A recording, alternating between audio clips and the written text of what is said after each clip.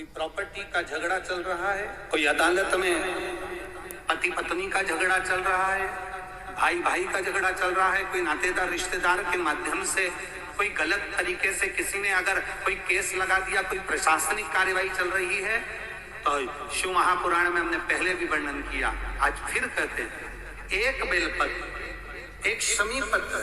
एक दुर्वा और एक कनेर का पुष्प और एक अक्षत, इनको रखकर रंगेश्वर महादेव, कुंदकेश्वर महादेव और चंपेश्वर महादेव, इन तीनों का स्मरण कर कर जब हम बेलपत्री के पेड़ के नीचे मट्टी का ढेला बनाकर, मट्टी का पार्थिव शिवलिंग बनाकर उसी पर ये समर्पित कर देते हैं और उसी शिवलिंग को दीप दिखाने के बाद में उसी शिवलिंग का विसर्जन कर कर ये चढ़ी हुई बेलपत्र, शमी पत्र, दुर्वा, कनेर का पुष्प, अक्षत का दाना, इसको हम लेकर वापिस सजाएं और कैसा भी प्रशासनिक तकलीफ चल रही हो,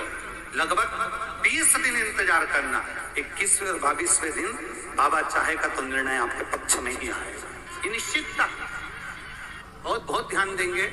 मेरी माताएं बड़े ध्यान से कथा का स्मरण करेंगे। बेलपत्री के जो पीछे का भाग होता है, डंडी का बिल्कुल पीछे का जो भाग, पीछे का, आपने कहा था बेलपत्र के जो पीछे का भाग होता है, अगर वो अशोक सुंदरी का नाम लेकर हाटकेश्वर महादेव, कौन सा महादेव? हाटकेश्वर महादेव का नाम लेकर अशोक सुंदरी को छुआकर चबाया जाए तो गांठ कैसी भी होती है वो गलती है। ये शिव तत्व है, औघड़ी है शिव तत्व, शिव कथा कह रही है। बेलपत्री के जो पीछे की जो डंडी होती है, पीछे का जो भाग होता है, शंकर भगवान पर जो समर्पित होता है, चढ़ा हुआ होता है, इस डंडी की मूलता बहुत है महाराज। आप जब भगवान शंकर को कई लोग बेलपत्र जब चढ़ाते हैं, हम तो यहाँ तक कहेंगे, अगर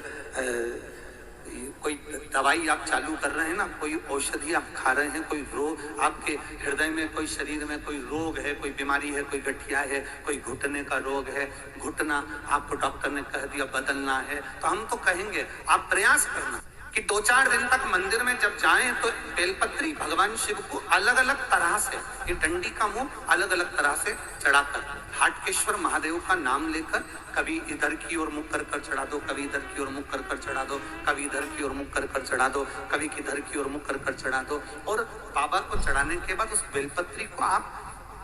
जो पीछे का भाग है उसको तो तोड़कर खाओ, साथ में बेलपत्री को भी खाना प्रारंभ करो। 15-20 दिन खाने के बाद फिर जांच कराओ कि आपको उसको रिजल्ट में अंतर आया कि नहीं आया, आपकी जांचों में अंतर आया कि नहीं। उस बेलपत्री के भाग का स्मरण हमको सुख देगा।